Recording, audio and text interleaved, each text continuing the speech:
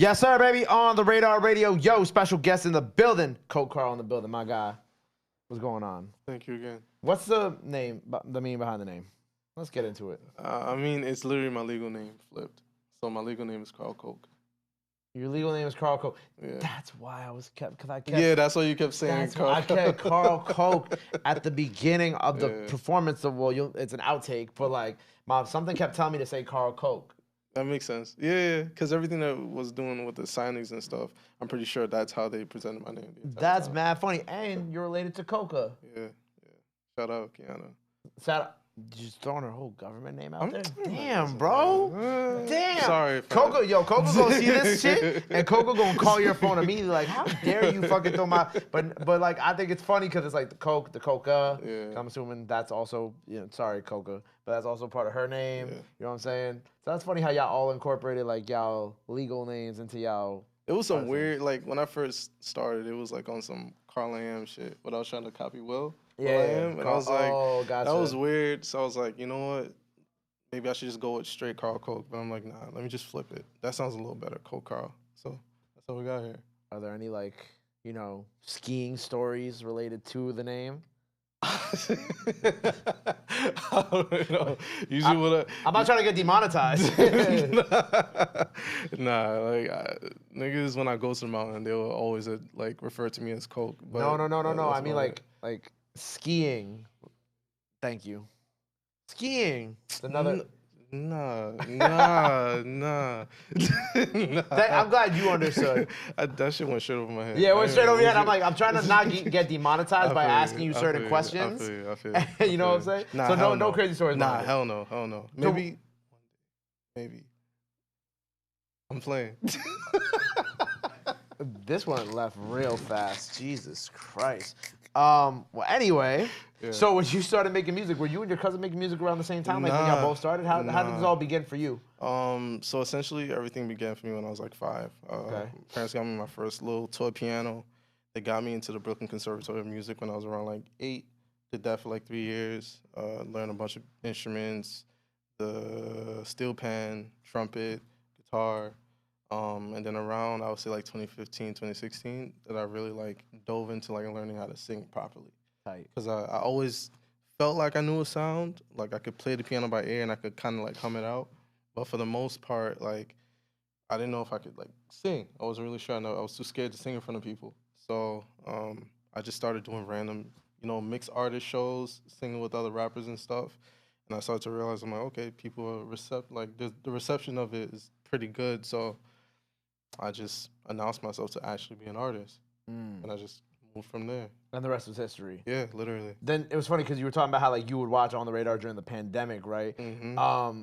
During that time, because I feel like, that's kind of when everybody kind of got their big push on social media too. Was that kind of when all the TikTok stuff started for you as well? The TikTok stuff really started for me, I would say like beginning maybe last year. Okay. Shout out to my managers, Josh and Gucci P.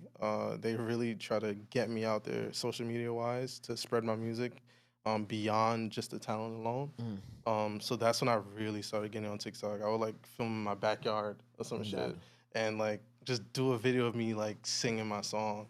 And it will get a little bit of traction. It's not as much as I would want, but it's something. Do you find it hard to put yourself out there? Nah.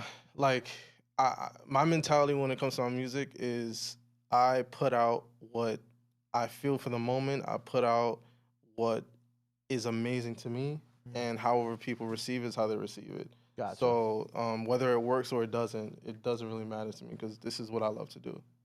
Okay. Yeah. So you've always kind of been okay, like, because I feel like sometimes, like, when it comes to R&B artists, especially male R&B artists, or even female, like if you look at her, it's always like kind of like not they're afraid to put themselves out there, but more reclusive, more mysterious. Yeah. More, you know what I'm saying? Like there's like a certain definitely what's the word I'm looking for? Like there's definitely like a stigma behind it. You know what I'm saying? Yeah. I mean, because a lot of the music that we write, most of the time is really personal. Of course. So it's like for me to come out and, for example, like text me back. Yeah. That's low key kind of personal. Let's talk about it.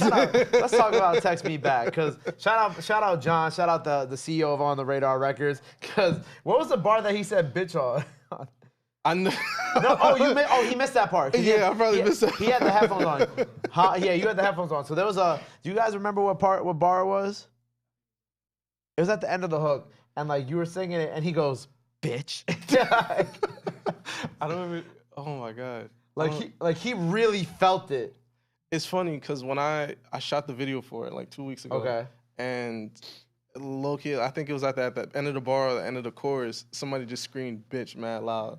It was like "bitch," and I'm like, bro. So this is like a thing. Yeah, like people. I don't know. People, from what I've noticed, the people that have heard it, they resonate with it a lot because it's it's a known thing when you're in the dating world and you think shit is working and all of a sudden it ain't working no more on the other person's side. Right. So now you're like, yo, what's going on? Like, you're not getting back to me, and then all of a sudden, that's it. It goes.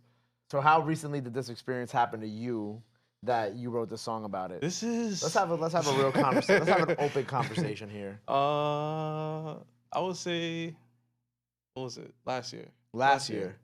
Okay. Like, close to the beginning of last year. And it's funny because I think from the moment that when I realized that it was going in that direction, I was just kind of like, fuck it. You feel a way about it. It is what it is. And then I was coming across one of these beats that this producer that I normally work with had. Shout out Chicky, he's from France. The moment I heard it, immediately, I told my boy Danny, that's my engineer, I was like, we got to record. Like, I feel it. I'm like, I got to. Like, that's how I am most of the time. If I hear something that really speaks to me, I can like write what I need to say on the song. Right. So that's how it just really came about. And you just channeled that experience. Oh yeah, 100%.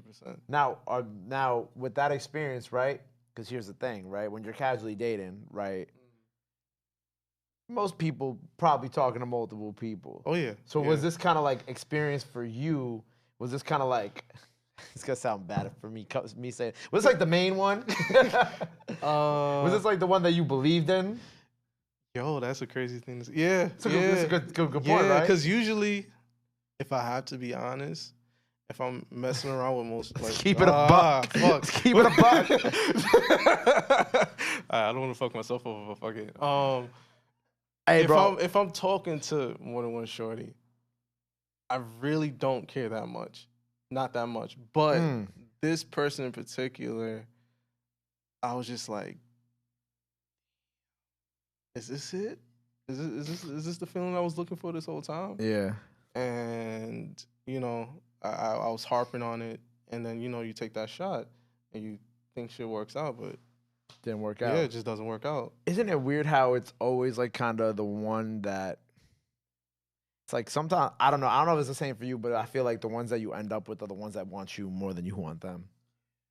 Yeah. I forgot how the quote goes. I know, but I know what you're trying to I already know what you're trying to say. It's like, you already know what I'm trying to say. It's like you gotta want me more than I want you. Yeah. Cause I mean, for the most part, if I really fuck with someone, I really like a chick, like I'm gonna show her.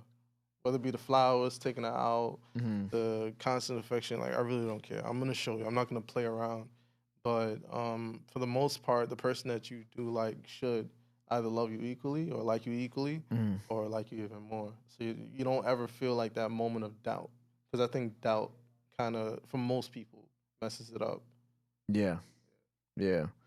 Beautiful eyes. Beautiful eyes. You see like that transition, right? Yeah, that was beautiful. That was hard, right? Come on. But like, yeah, I feel like in terms of like some of the music, like a lot of the music that I've heard from you as of recently too is like, kind of in that pain, you know what I'm saying? Like, you really been going through some shit, my boy. I ain't gonna lie. But we don't talk about it as men. I feel like for the most part. Right. I feel like for like most of the time we just, if we do deal with something or something does happen to us on a level of, relationships, we don't necessarily talk about it because it could come off as, I don't know, we're pussy. Yeah, you pussy or you being a bitch or like get over it. Like, so I'm the type of person, I'm going to say it in my music. Beautiful Eyes was based off of something that happened a long time ago. Like a very long time ago. It was just, most of my music is sonically based around like Party Next Door, Ty Dolla $ign. Of course. For Beautiful Lies, I kind of wanted to channel that Luther Vandross feel, that bounce, that old school R&B. So when I originally heard the Beautiful Eyes beat, like I was just like, mm, mm, mm, mm, mm. So that's how it kind of got to that point. I like that. I like how you said party next door. Like people need to give parties flowers. But it's funny because you're talking about like, men being, quote unquote pussies or whatever. They speak on certain things, but I feel like that narrative has kind of begun to change, especially in the R&B space. You know what I'm saying? Like whether it's you or an artist like Division or even Giveon in many cases with a lot of his music, like it's becoming more open to being able to speak about how we really deal with things and people relate to it, so people fuck with the music. You know what I'm saying? Like I could bump Beautiful Lies, I could bump the song we performed today. You know what I'm saying? Text me back, like, cause it's like, damn, like why you ain't texting me back? I mean. I ain't ever worried about a singular text back, but if I love you, I love you. Then it's gonna hurt. You know what I'm saying? Like then I'm in pain. But it's it becomes more acceptable now. I mean, vulnerability works. I think before we used to hide it too much behind like I guess words to disguise it, but I feel like vulnerability in that R&B world, especially for male R&B artists, it works. It makes it connect with the listener a lot more. So. Be vulnerable. If you're gonna be an R&B singer, right? Even a rapper, I don't know about rapping. Certain rappers are definitely vulnerable. Yeah. It's a different thing when it comes to rapping because I notice how certain people react to vulnerability in rap. It's like I don't know. I don't put myself there because that's you're in R&B space. Yeah, that's not even my realm. But for R&B, yeah, be vulnerable. Right, be more vulnerable. Like it's nothing bad, nothing wrong with it too. It's whatever. So what about this new project we're working on? What are we calling it? So new project is called Stop Playing With Me.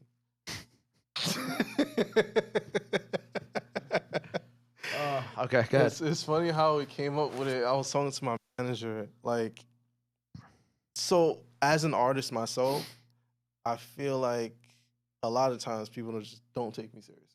So I had to really put myself way before you. I'm just saying, like, me coming up, like, people weren't really taking me seriously. No matter what I was doing, no matter how much my pen game was getting up there, like, I wasn't getting that, like, respect. Oh, yeah, it wasn't there. So I feel like this body of work, especially after Beautiful Lies and how that blew up, I feel like this body of work is really going to show, like, yo, this is what I can do. Right. And this is how I can portray it in my music without it sounding corny or some shit. Like, everything on there is hard. Everything on there is fire. So Stop Playing With Me has a duality to it, is where I'm talking about whoever that I've been talking to or whoever I have talked to. Like, there's no games around here. Like, you need to stop playing with me. If you want to do this, let's do this. But at the same time, I'm saying to the world, stop playing with me. Stop playing with me. Yeah. I like that. Thank you. When's it coming out? So the single for Text Me Back is coming out the 17th. Is it probably out by the time y'all seen this, so go check that out. And I believe Stop Playing With Me, I'll give it like maybe like 2 weeks after that. Okay, word. So April-ish. Yeah, April-ish. So if you've seen this, the project's out already, make sure you go check that out. Word. How many songs? So it's gonna be 5 or 6 new songs. Tough. And 2 repeats, Feels Like and Beautiful Eyes. Word. Yeah. Anybody else on it or just you? Just me. You. Just me. Oh, and my boy Paris Price. Shout out to him. He's from Shout out LA. Paris. I did a song with him called Take My Time. That's probably gonna be a repeat on there too. So yeah, 3 repeats and like 5 or 6 new songs. Got you. Well, I'm excited, man. Thank you. I'm excited. Well, look, by the time y'all seeing this, the project is out. You know what I'm saying? Or probably out or coming out. So make sure you go check that out. Text Me Back live performance out now, and I think we're also gonna get that up on DSPs, which is gonna be super dope because we're doing a lot of dope live performance. We're doing a lot of dope live performance. That's a coffee kicking in on me. So we got that up on DSPs right now. So go check that out. What else you got coming up this year that the people got to check out? Well, I'm gonna most likely do another video for one of the songs in the project. I Never Stop Thinking About You. I'm probably gonna do a video for it closer to the summer, and then I might drop some Afrobeat vibes. Tight. Middle of summer, because I did do an Afrobeat type of project last year. It's called Afro Blues. So a mixture of R&B and Afrobeats. So I'm probably gonna bring it back during the summer. Yeah, for the most part, dropping projects and hopefully do like 2 or 3 shows. Word, man. Yeah. Well, congrats on everything, bro. You know what I'm saying? Thank Congrats you. on the new project ahead of time. Make sure you guys go stream that when it's out. Go run up that live performance out now. Go run that up on streaming as well. Before we get out of here, anything else you want to let the people know, let the fans know, where they can follow you at, all that good stuff? Now is the time to do it. This camera right here. This one. You can look me up on Instagram at CokeCarl, at CokeCarl. Same thing on my Twitter. Yeah, all my music is on all DSPs at CokeCarl. Definitely check me out. I got a lot of fire R&B coming out, and I'm pretty sure a lot of y'all will love it. So, thank you for having me, Gabe. Appreciate you, bro. Well, make sure y'all go check all that out. Check out the new project. Go run up the live performance. You know what I'm saying? Go follow him. Go show him some love. Go show him some support. Love is free. Support is free. But try to renew that. Till next time, CokeCarl on the radar. We out. Bow, my guy. Love. Stop playing with me.